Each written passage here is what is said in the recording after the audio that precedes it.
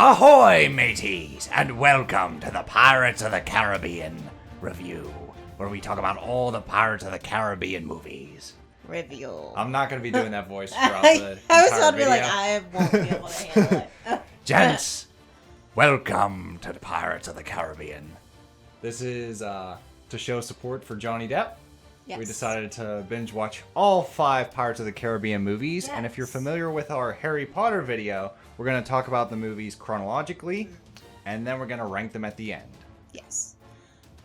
So we're gonna start out with Curse of the Black Pearl. Yes, Pirates of the Caribbean. The So Curse which of is the Black Pearl. The first one, the OG. Mm-hmm. I would say the one that started it all, but it actually started as a ride. Yep. It was in originally Disney a World. Disney World ride. Mm-hmm.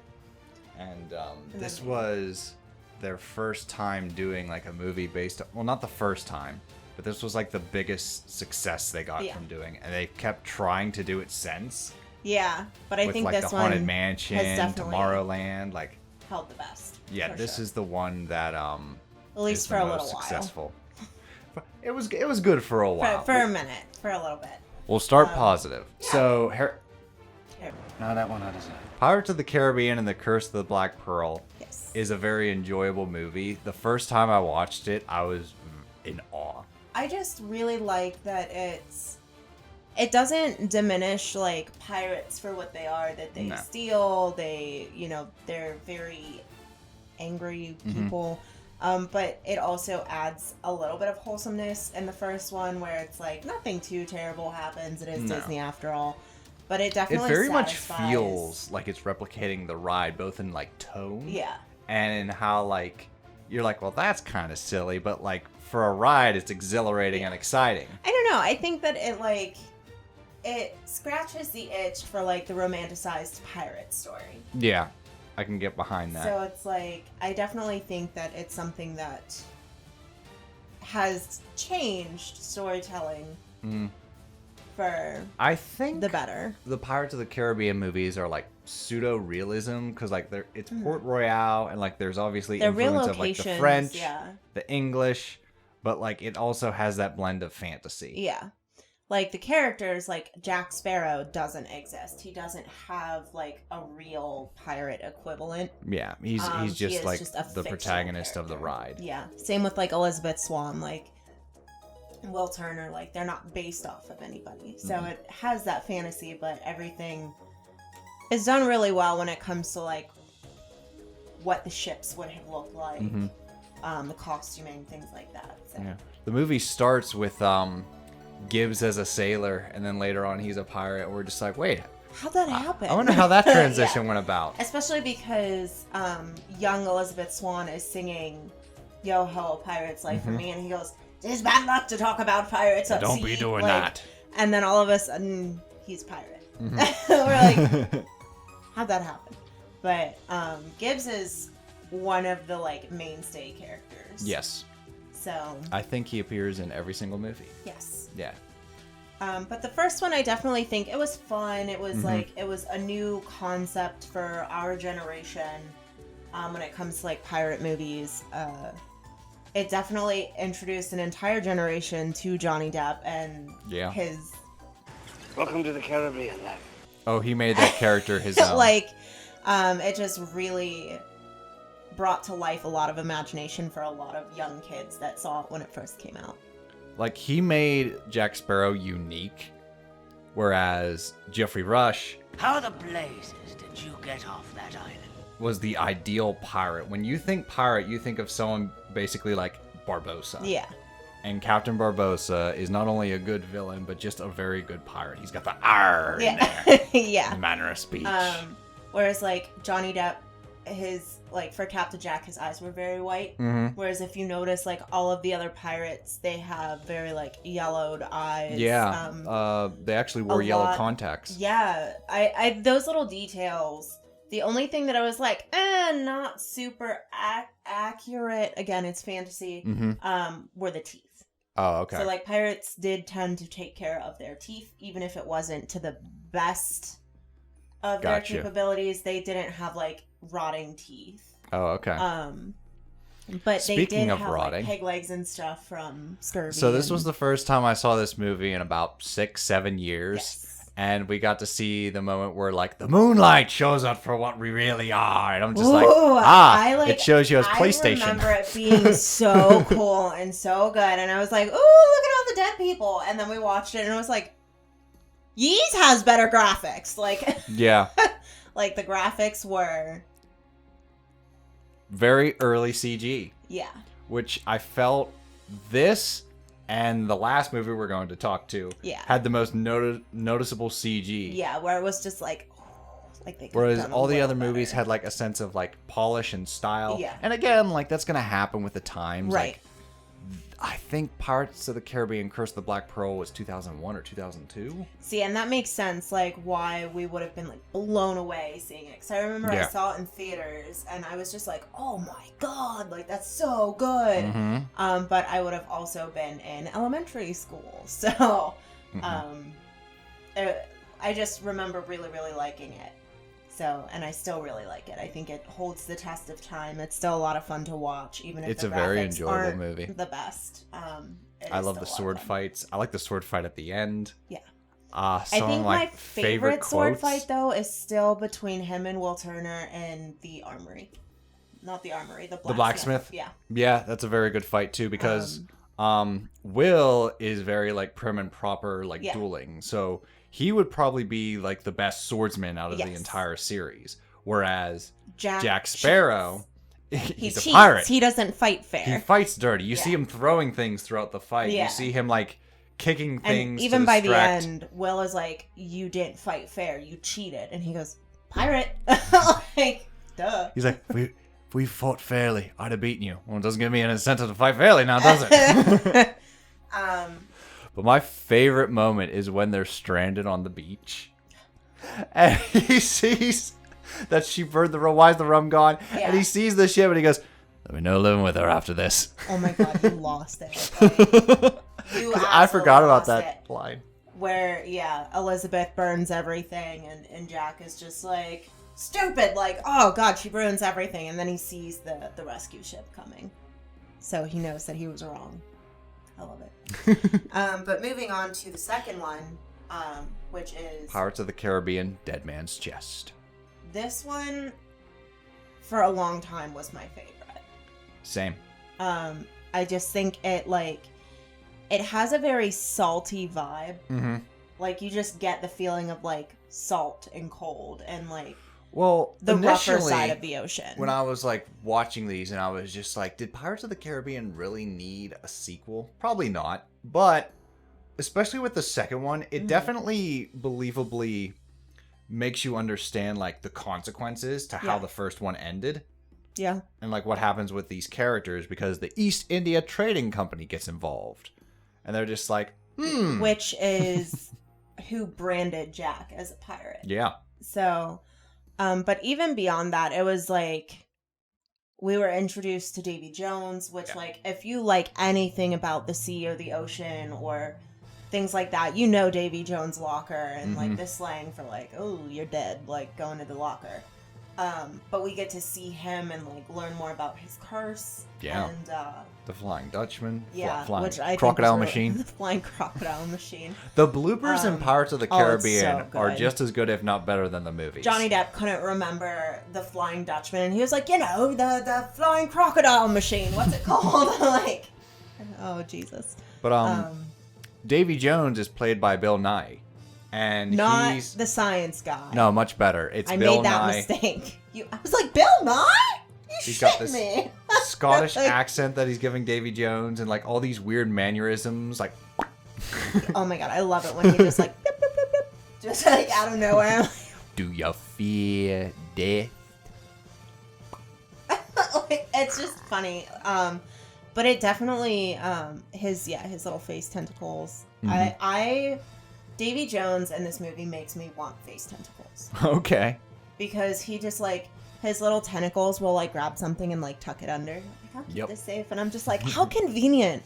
Like if your hands are full, your little face tentacles are like, oh, don't worry, I'll unlock the door. It's cool. Like it would just be a very convenient thing to have. Yeah, but Jack Sparrow has the black spot, Yes. And he's in debt to Davy Jones, and he's like backstabbing everyone he can to save his own skin. Yes. And it becomes this very complex, but still, especially on a rewatch, much more easy to follow. Yeah. And I'll follow this up with the next movie, which the first time I saw it, I was just like, I don't know what the fuck's going on, but it looks kind of cool. Yeah. Whereas the second movie, I could still follow most of it. Although the first time I saw the Liar's Dice scene, I had to watch a video essay on it to explain like how the game is played. Oh, okay. It's a game of chance. Yeah. Game, basically. And Davy Jones lost as soon as the game began because the winning move was played by his father. As soon as his father joined the game, all his father had to do was one-up Davy Jones to save his son. Yeah. So as soon as he joined, he won. Which is interesting because it does come out afterwards, though, that, like, Will didn't want to win or lose. He just needed to know where the key was. Yeah. So he didn't want to risk his father's life, which I thought was neat. I think it really shows the dynamic that they have. Yeah. Like we were saying earlier, the Dutchman as a whole has aged a lot better. Yeah. Than the, I mean, it's still really obvious CGI. There's a lot of makeup and costume in there, yeah, though. I think the thing that really gives away the CGI is the movement. Okay. So it's like the way certain things move. Mm-hmm. It doesn't necessarily follow the character very naturally. But it is way better than the Army of the Dead in the first one. Like, significantly. But we do get to meet Will Turner's father. Yeah. Bootstrap Bill. Yes, who is on the Flying Dutchman. He is paying his debt. Mm-hmm. His pirate's debt. Because he feared death. And it really reshapes Will's character. That, he does everything from this point to get his father off that boat. Right. Because even throughout the whole first movie, it was more like, I'm not a pirate, I'm doing this to save Elizabeth. I'm not a pirate, I'm doing this to save Elizabeth. And by the end of the second movie, he's like, fuck it, guess I'm a pirate. Yeah. Like, pirate runs in my blood. Like, I'm a pirate now. Yep, I'm a pirate now, and I want my dad to be safe. Yeah. So, and he makes a vow to save his father, which I think plays a really significant role throughout the second and third movies, for sure. Mm-hmm. And we also have some roles reversed. In the first movie, it's Will saving Elizabeth. Yeah. In this movie, Elizabeth is trying to find Will. Come to join me, crew, lad. Welcome aboard. I think out of all of them, the character that goes through the most development is Elizabeth. Oh, definitely. Because in the first movie, she's very, like, delicate in a way, where she is a lady. Yep. You know, she's the governor's daughter, so she's courtly, she's very proper. She does, like, fantasize about pirates without actually knowing what it means to be a pirate. Yep.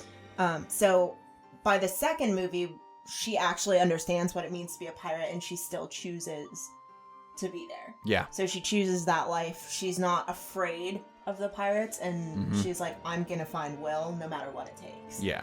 So, and she really becomes kind of like a hero character rather than the damsel in distress. Mm-hmm. Yeah, and we also have the Kraken. Yes.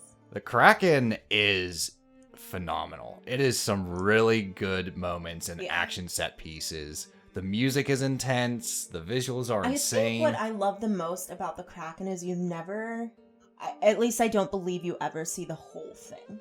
No. So there's a lot of there's underwater shots where you mystery. see more of its head, but most of the time you see its tentacles. And it's mysterious as to how big it really is, what it looks like, which I think leaves enough to the imagination that you can really make it as scary as you want it to be. I love how they keep building up, like, the more and more pissed it gets, the more violent it gets, Yeah. and the more of itself it shows. Yeah. So initially, you just hear, like, the sound, and then it just goes, yanks the ship under immediately. Yeah. The second time, its tentacles comes up and just swallows the ship whole. When they start fighting back, his tentacles go down, and then he just bursts them all out at once and slaps the shit out of them. And then, at the very end, his whole thing comes up and his mouth opens. Yeah.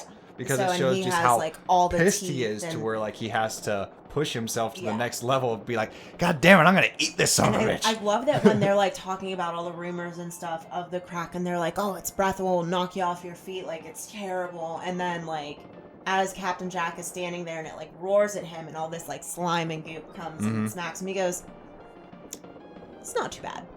Like, hello, BC. I know. He gets his hat back. But yeah, I think the second one was a really high performance from everyone. Yeah. Now, the end of the second one. Yes. I cheered. So, I'm trying to remember events. I have a really hard time sorting out, like, where one movie ends and where the other one Tia starts. Delma is kind of like the oracle in this movie. She's like leading the hoodoo priestess. Because she gives Jack Sparrow the jar of dirt. Yes. Which is very important. To protect him. If you don't want it, then give it back. No. I love her. I think that she annihilated that role, and I don't know, I just really like the aesthetic and the vibe. She's very like Caribbean voodoo, and I loved her very aesthetic cool, in this very movie. cool. I loved her character in the following movie. Yeah. Which, moving on. Yeah, we could. So at the end of the second movie, she decides that, like, let's go save Jack, no matter the cost. And they're like, well, we have a ship, we have a crew, but we don't have a captain. And here comes in Barbossa. Yeah.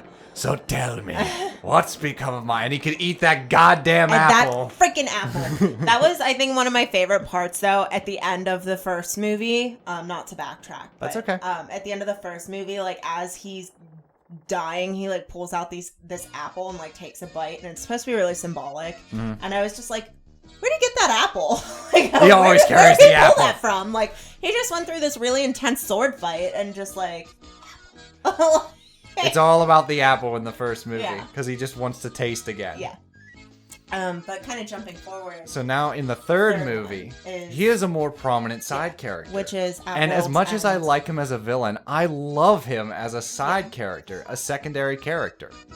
And also, this is a very gruesome movie. Yeah. I'm surprised Disney allowed this. There were some parts where I was like, oh shit. It starts with a hanging. Yeah, they're like hanging people just like by the hordes, and then they hang a child. I'm like, oh my god. Beckett ain't fucking around. Yeah, he's very serious about like killing the pirates and killing the traitors, and it's like the movie starts off with him listing all of the things that the people can no longer do. So they no longer have the right to assemble, they no longer have the right to free speech, they no longer have the right to like... Don't associate with a pirate. Yeah, like if you know one, you're dead. So all these people are dying because of these new rules. And like they have like this chanting song, I think it's called Hoist the Colors. Yeah. And they're just like, they're chanting, they're singing. They're singing. Finally. Yeah. Because he wants more of the higher pirates to get attention so that he can draw them out. So that he can... Because he wants to wipe them out in one fell swoop. But... This was the movie, the first time I saw, I'm like, who the fuck? Everyone's betraying everyone. Yeah. And it was hard to keep track of, but on this rewatch, I was able to keep track of things enough to really enjoy it, to where I want to say this is my favorite now. This is my new favorite. Yeah, this one is definitely my Pirates favorite. of the Caribbean at World End is like... We're gonna get there. Yeah. At the end. But yes, this is definitely, I think, the best when it comes to story, when it comes to scripting, when it comes to charisma. I think that this one was the most well done, for sure. But we're starting the movie out. They're on a quest to find Jack in Davy's locker. Davy Jones' locker, yep. So, and they begin in Singapore. Yes. So, which is hilarious. Again, watch the bloopers. It's so funny. They're like trying to throw the swords through the slats in the floor, and they just like can't get it. And it's so funny. But it starts out with Barbossa and Elizabeth Swann. Yeah. So, and they're in Singapore trying to gather the 9 pirate lords. Pirate lords. Yep. I keep wanting to call them pirate kings, and they're not. They're just lords. There's only one king. There's only one king. We'll get there in a little bit. And so, like, that all ensues, and we kind of have this really neat dynamic between Barbossa and Elizabeth. Yeah. I love it whenever they have to, like, give up all their weapons. Mm-hmm. And the Singapore pirates look at Elizabeth, and they're like, just because she's a woman, you don't think we suspect that you're holding things. So she starts, like, taking all of these weapons off. and she like pulls this giant gun out of nowhere from like behind her, and I love that Barbossa like he's like, where did that even come from? And just like she has so many weapons, and the whole time they're like so to the point where the pirates make her just wear a robe. Yeah, all she they're has like, everything off. Yep. You get to wear a robe now. just a robe. And they try to gain his trust. Now, why does he turn on them? I'm trying to remember. Because he doesn't trust them off the bat, Because number Will. one. Okay, Will. Got it. Tried to rob him. Tried to rob him of certain maps. And they caught him. And, like, he knows that they're all together. Okay. So they're trying Kill to... me, or I'll kill the man. He's not our man. Kill him, he's not our man. Yeah, there's a random guy there that he, like, grabs and he's like, tell us or we'll kill the man. And Barbossa, like, looks at him and he's like, kill him. He's not our man. Well, he's a mole for the Yeah. East India Trading Company, I believe. Yeah. And they know that because his tattoos start to, like, fall off. They, like, are washing away in the steam.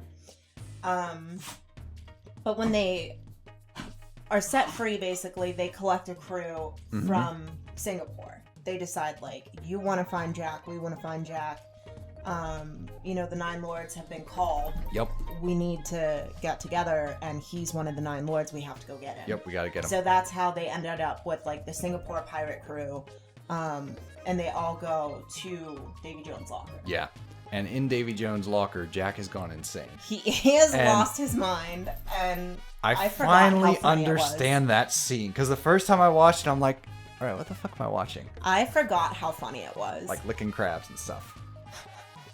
Well, because he's on a ship. Because like he's now, on the Pearl. the way I explain to it myself, I'm like, okay, so what he's doing right now is Kronk with a shoulder angel and shoulder. Yeah. Basically discussing the outcome. Yeah, he's like, that was how I was able to okay, got it. like he's on the ship, and there's just like an entire crew of Jack Sparrows that he's trying to lead, and it's so funny because he's just taking no shit from himself. Like, he kills one of himself, and he's Yes. like, I'm not messing around. And it's like, Well, then the camera shifts point of view, and you just see one Jack talking to himself Yeah. on the Pearl. And it's kind of to show that, like, he's lost his mind. Yep. And they bring up a really good question on their journey. I think it was the guy without the eyeball. He has the wooden eye. Is that Pintail or is Pintail the other one? I don't remember their names. Shoot. They're the dynamic duo, though. Yeah. But he brings up a good question for... I keep calling her Calypso because I don't know her other name. Tiadama. Tiadama. The twist is she's Calypso, but Yeah. we're just sorry. ranking movies, so it's okay. But he brings up a good question of, like, if she brought Barbossa back, why wouldn't she just bring Captain Jack back? Yeah. So, and that kind of helps understand, like, to me, that closes, like, a loophole. Yeah. Where Plot she's hole. like, Yep. Barbossa was simply dead. Yeah. Jack has been cursed to be here. It's like, this is a punishment. It's the difference between just being dead and being punished. Yeah. So I think that adds a lot to, like, Jack's character and his destiny for the movie as well. Like, he's escaped death so many times. And now he's being Visually, Davy Jones' locker is Prison like break. very surreal and Yeah. interesting.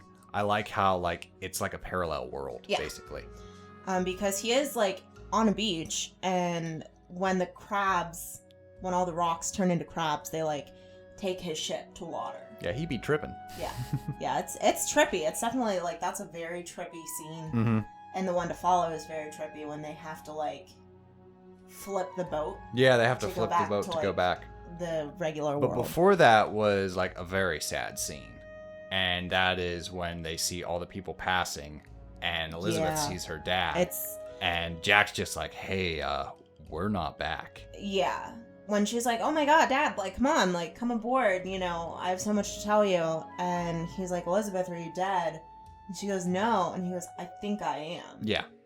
So, and that's like, I think that was the moment where we actually see how far the East India Trading Company is willing to go. Oh, yeah. They would kill the governor of an entire area he's kind of like the president. Yep. So Basically. that they but, would like, kill him. It was solely because he you was know, getting nosy. Yeah. That's it. He That's knew all he did. he knew too much. He Mhm. knew that they had the heart. They had Davy Jones' heart. And that was a neat detail too, is that they had the heart. So when they brought the heart to him, Davy would feel emotions. Yeah. That's why he got angry when he felt the tear, because he knew the heart was near. That it was on the ship. So many like fun small details that really made it just a very well put together film. But one of the big reasons that I love the third movie so much is just the display of different cultures. Yeah. And I know that's not like the most important thing in this type of movie, but it was just really neat whenever the Nine Lords get together and you have like the Chinese female pirate who historically, like, she was a badass. She married into like the pirate world when she was 24 and killed her husband and basically hijacked the crew. And she was ruthless. So all of the pirates of these 9 pirate lords, with the exception of Jack and Barbossa and Elizabeth, are based off of like historical pirates, loosely based. But you had like the Indian pirate, you had the African pirate, the French pirate. So oh my god, Jack Sparrow's dad, played by goddamn Keith Richards, which I love because he's the keeper of the code. Yes. So I love when he comes out and Jack, you just feel his butthole like. Yep. Like, it's so funny. And then at the end of like their meeting, he's like, "Hi, Dad. How's Mom?" And like he pulls out this shrunken head and he goes, "She looks good." Just like, oh my god, I want it. Like, but it's very diverse with the types of pirates you have. So it's like, just, I don't know, I think it's really aesthetically interesting and the storyline is interesting because they all run their crews differently. So I just think it was a really nice touch to have. That so definitely many adds to it. Now, there was a negative you had about this movie. Well, mostly the story of where it's going. And you can talk about that if you'd like. And it's between like Will and Elizabeth's dynamic in this movie. It frustrated you.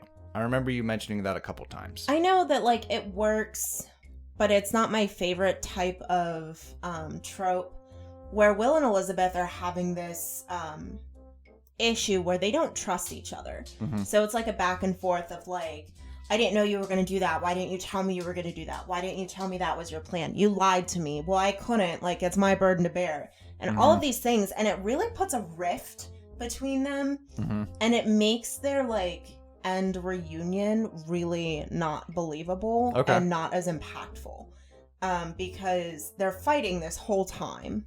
And it's like, Elizabeth kills Jack in the second movie, and Will is trying to save his father from the Dutchman, and so like everyone's lying and everyone is kind of betraying and backstabbing everyone else to get what they need and to get what they want. And the fact that they're not united, at least for Will and Elizabeth, is like, why would you get married? Granted, I loved their marriage scene. I thought it was hilarious. Oh my god, that is one of the highlights of the movie. Because they get married during a fight. I'm a little busy at the moment. I'm a little busy at the moment. That's where that meme comes from. For a while. But I just think that it would have been a far more interesting storyline had they been united the entire time. Okay.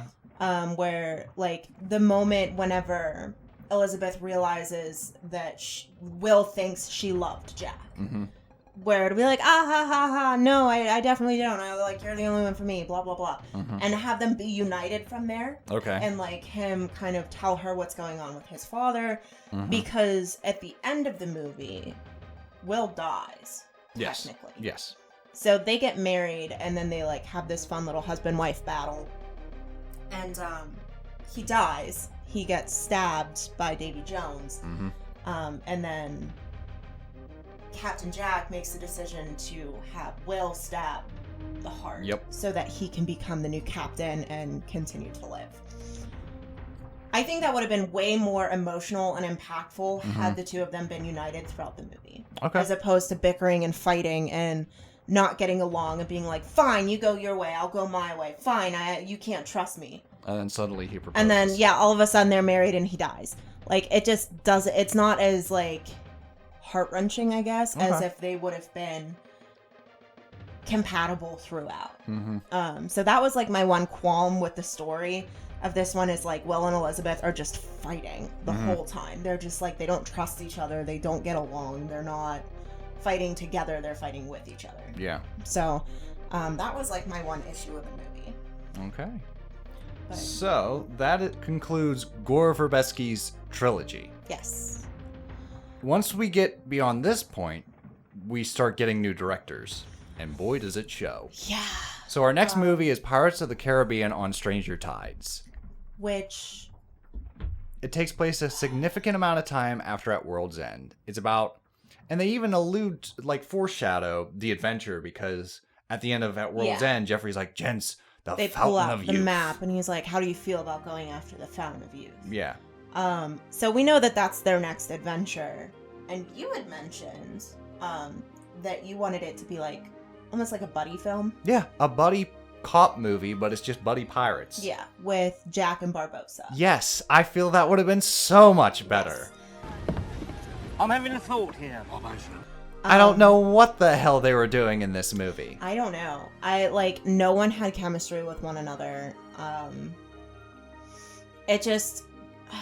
I still enjoyed They Barbossa, literally but like... strapped the whole film franchise onto Johnny Depp's back and Yeah. said, carry this movie. Because no one but Johnny Depp and Barbossa would not. Yeah, No one else was like giving it their all. No one was really. no one like, had chemistry. It was just very bland acting, and it was really unfortunate because we saw Blackbeard. Yeah, in this there were film. cool ideas. Yeah, We didn't see much of it, but like Blackbeard's we, sword like- could control the ship, so the ship Yeah. could attack the crew. but it never explained that. It never explained that, like, why he could do that, or Yeah. that the sword was controlling the ship and the crew. Like, it just glazed right over. Yes. The conquistadors were there, so like the Spanish, they were also trying to find the Fountain of Youth. Yeah. Sorry, the hiccups. It's okay. But I just, like, the lack of chemistry was just really frustrating. I also, again, like I said earlier, I'm not a huge fan of romance, but I don't like that the romance they threw in this movie was for Jack, when he blatantly says in multiple films, my only love is the sea. My only love is the pearl on the sea. Yeah. That's it. And they, like, make it this big thing that, like, he loved her, he loved, Yeah. whatever her name was. Angelica. Penelope Cruz's character, but they have no chemistry. They just don't act well with one another. Right. And the writing was just off. It didn't feel like the Pirates of the Caribbean movies. Like, Jack wasn't as bumbly, he wasn't as lucky. He was very, like, just a regular guy just trying to do his best. Yeah. He had moments of bumbly, for sure, but Yeah.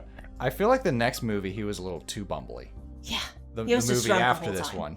Yeah. But for the Fountain of Youth on Stranger Tides, the only scenes that I really loved were the ones with him and Barbossa together, because that was the only time I felt any also chemistry. enjoyed the mermaid scene, like the mermaid attack. Yeah, that was. I like pretty well that. That was done. cool. I like that they made the mermaids like actually like vicious. Yes. Vicious mermaids. But like the scenes with Jack and Barbossa, like when he takes the book and Barbossa mouths like, "Don't touch the book." Like, you just get this feeling of the, like, you can feel the chemistry between Yeah. them. Like, they've been acting together for the past 3 movies. They know each other's mannerisms and how they act and how to act off of one another. And I think the issue that they had, honestly, was that Orlando Bloom and Keira Knightley left. They left to follow other projects and pursue other things. And the director didn't understand how important those characters were. So they tried to just replace them with new characters, and it just didn't work because it's what happens when, like, a series, a television series or whatever is plotted out to a certain point, and then it's designed to stop at a certain point. But it's so popular they keep it going. Yes. But it just is off. It's wrong. The story feels wrong. So I feel like this is a good transition into the final movie. Yeah. Pirates of the Caribbean: Dead Men Tell No Tales, which blatantly is trying to be a passing of the torch movie. Yes. And it has the positives of those kind of movies and the negatives of those kind of movies. I get very Star Wars-y vibes from the last one, where, like, it's not bad. It's not a bad movie. I think it really harkens back to the original 3. Yes. Orlando Bloom and Keira Knightley come back. Very briefly, they don't have major roles at all, but they are in the film, and their characters are mentioned. Yeah. Which really annoyed me, and on Stranger Tides, they weren't mentioned at all. No. Like, they never even came up. At World's End, Elizabeth becomes the Pirate King, and it's never mentioned again. No. Like, I'm sorry, I feel like that's pretty important for like a that could be a pirate movie in and of itself. Like, New to Disney Plus. The Pirate King. Pirate King. I would rather watch that than all the other crap they're coming out with. But it just, like, it really annoyed me that they were never brought up again. But in this last one, Dead Men Tell No Tales, they are mentioned, and they are main characters in the story. Not necessarily visually, but because in the our story. protagonist this time is Will Turner's son. Henry. Yes, Henry. And it opens up with him as a child, and he has, like, all these charts, and he's, like, looking for Jack. And then you see him, like, again, he's a kid. He's a little kid. And he, like, rows this boat out and ties a bag of rocks to his leg, and he just jumps in the ocean. And I'm like, Disney, what are you doing? Like, you're opening all these movies with death of children. Like, I love it. I don't know what's happening, but... and it turns out he purposefully went to find the Flying Dutchman so that he could talk to Will. Yep. So in the, like, that first scene before the title screen comes up, you have Will and his son Henry having this conversation about Henry wants to break his curse so that he can leave the ship. Yep. And Will is basically like, you need to forget about me. Yeah. This is my life now. This is who I am. This is what I have to do. This movie brings up a lot of questions. Holy shit, does it bring up a lot of questions. Because it harkens back to the original ones, but it disregards a lot of the things that were already set up. Yes. So the fact that, like, Will was only supposed to be there for 10 years. Yep. He had 10 years, and then he could go on land, and if Elizabeth showed up, his curse would be broken. He wouldn't be tied to the Dutchman anymore. Right. This kid is like a solid 11 or 12, okay? Plus, like, 9 months in the womb. Yep. So... that's around about 12 to 13 years, and he's still tied to the Dutchman. It was never explained, like, did Elizabeth not show up? Was it a false rumor, like he actually can't leave the ship? Yeah.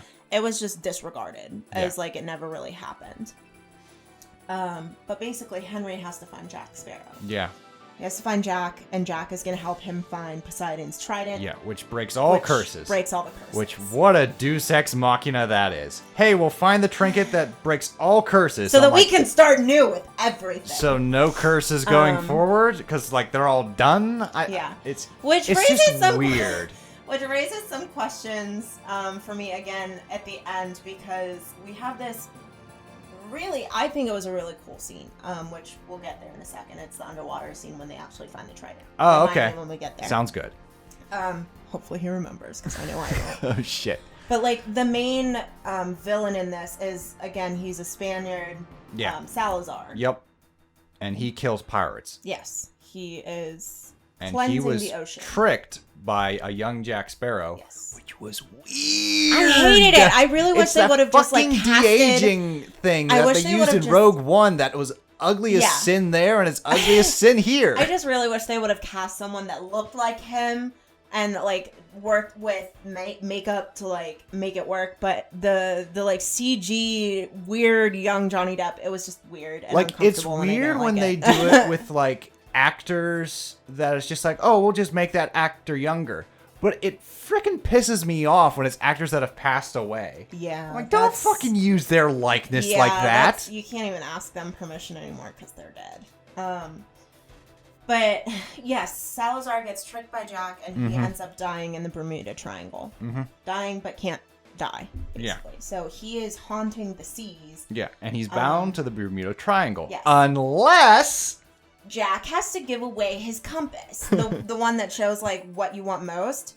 He's done that so many times. He, like, gives it to Will, and he's like, follow your heart. So many times in the other movies, and it's just like, there's a because moment. It's a fucking Beckett. Yeah, there's a moment where he gives it to a bartender. He's like, I want a bottle because he has no gold or silver to like pay for a drink, so he just gives away his compass. Mm-hmm. And there's like this giant like ripple through the universe, and Salazar's like, oh, Jack gave away the compass, and I'm just like. So what happened the other times he gave away the compass? And I was like, I would be pissed if I was him. Like, I wouldn't believe that. I'd be like, he gives that fucking thing away every other day. Yeah. Like, so I don't understand why they would utilize that versus, like, something more based on, like, emotion. Because in this movie, Jack is very bumbly. He's drunk the whole time. Like, yes, he is. He's a little overly weird with his movements, which I think plays to his advantage because... Like, at the beginning, they're basically like, oh, Jack is washed up. Mm-hmm. Like, he's not a captain anymore. Yeah. He's washed up. So, I think that it kind of plays with that a little bit.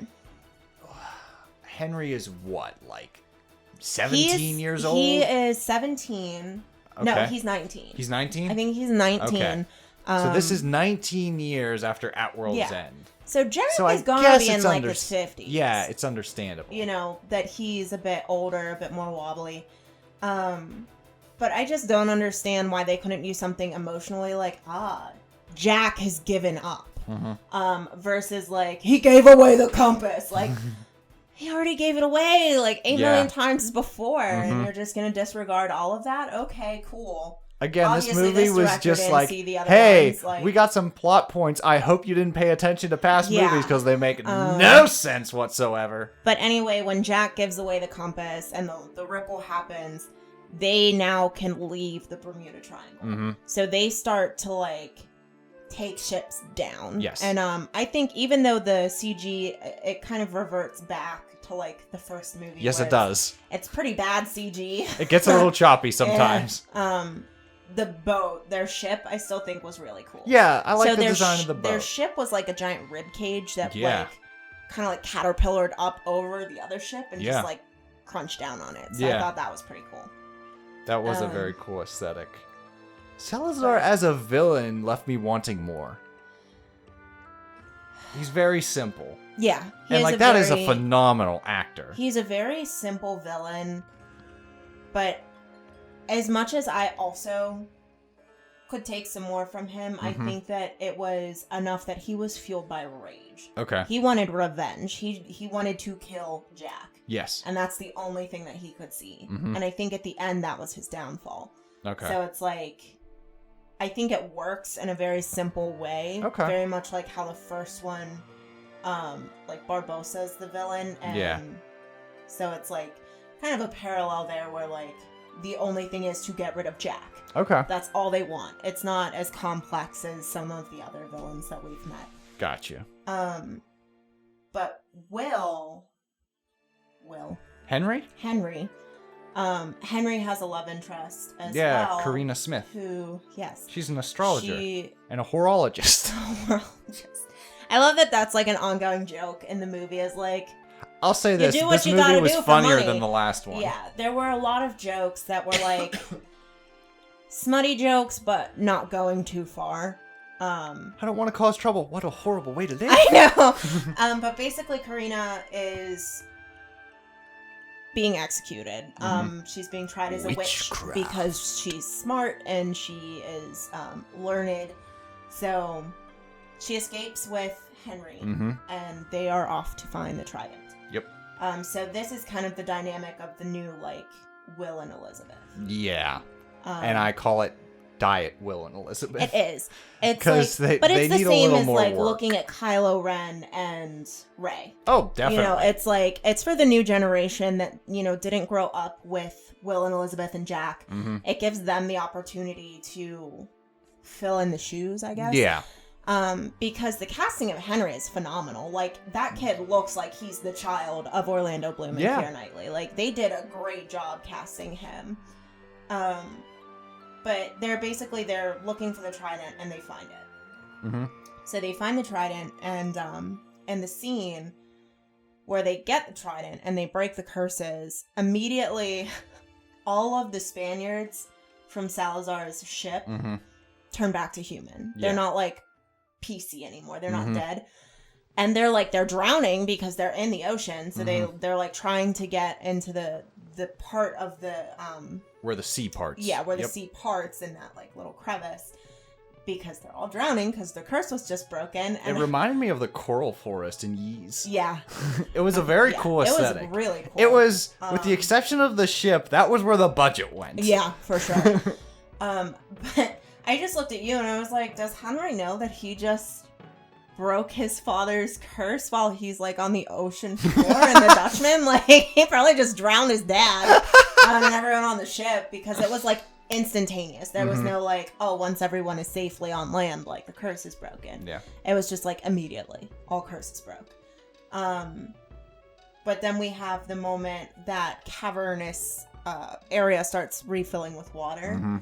So when the Pearl is like gliding along and they drop the anchor to try and grab their people.